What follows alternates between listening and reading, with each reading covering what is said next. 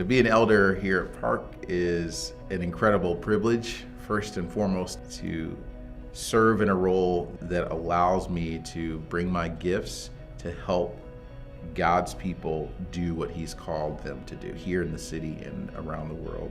Well, been in the role for 20 plus years, so there's a tremendous amount of maturation that's taken place with me. Christ, obviously and clearly, is the head of the church, and we are those shepherds underneath Christ as the figurehead to care for the flock. So like when you think about what a shepherd does, a shepherd leads a flock, leads a church, feeds the flock. In the church context is the word, protects the flock to make sure that there's not false teaching.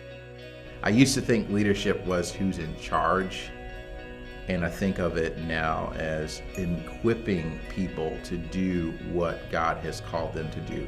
When I first became a believer, a lot of what I thought church was about and leadership in church was about was sort of a consumeristic viewpoint. Is this feeding me? Is the nursery the right place for my kids? That sort of thing. Really, leadership is being a servant. It's really looking at it through the lens of what the church corporate needs to do versus understanding what my personal biases are. So much so that areas like diversity that wouldn't have been on my radar are placed there and then become my passion, the source of excitement about it. You know, the gospel is not for a specific group of people, but for everybody.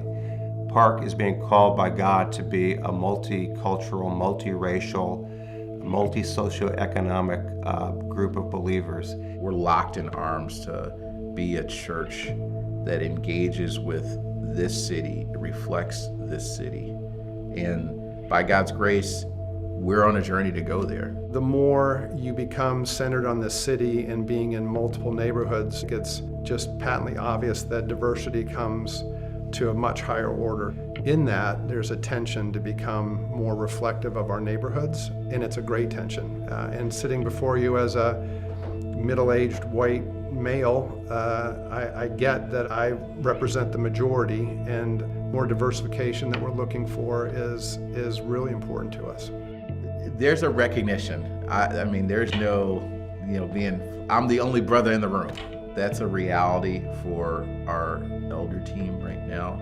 You know, we are pretty homogeneous right now, and it makes total sense that the elder board also reflect the multicultural vision that God has for Park. I've said that I'd certainly be willing to step down from my position if a qualified African American or Hispanic or Asian brother would come along who could better serve the church to make it multicultural. I'm more than willing to step aside for that person. In a situation that came up, would it be better for the church if someone who was of color to take that role? I would have no reservation at all. When I hear my brothers make a statement that they'd be willing to step down to be sure that there's a perspective that they don't necessarily have, that just gladdens my heart. But I'll be honest, it does not surprise me. These are the type of men that I serve with. I never thought we'd be beyond one service in one location. When you talk about why get involved in ministry and leadership, it's because God will stretch you beyond anything you could imagine that you could be either a part of or see His power and work in the city. That order of vision is so much beyond what I would have imagined, and it's His. I am so encouraged that we are proclaiming the good news in a time where there's just not a lot of good news around us. Our city is so desperate for it. I'm just excited that we're continuing to proclaim Jesus and lift Him up.